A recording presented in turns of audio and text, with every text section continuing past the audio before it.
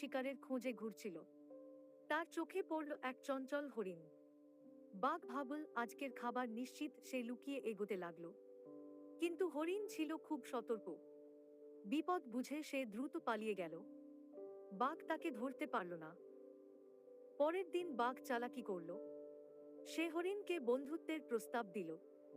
হরিণ মুচকি হেসে বলল, হিংস্র পশুর বন্ধুত্বের মুখোশে ক্ষুধার আগুন লুকানো থাকে।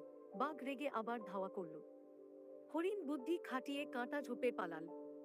বাঘের শরীর ক্ষতবিক্ষত হল। এক বৃদ্ধ কচ্ছপ সব দেখছিল। সে বাঘকে বলল, বুদ্ধি ছাড়া শক্তি মূল্যহীন। হিংসা দিয়ে বন্ধুত্ব হয় না। বাঘ লজ্জা পেল।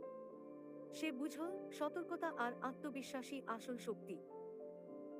এই গল্প আমাদের শেখায়, কেবল শক্তি দিয়ে নয়, বুদ্ধি দিয়ে টিকে থাকতে হয়। যে কোনো বিপদে নিজেকে প্রস্তুত রাখা জরুরি। হিংসা ও ফাঁকি দিয়ে সম্পর্ক তৈরি হয় না।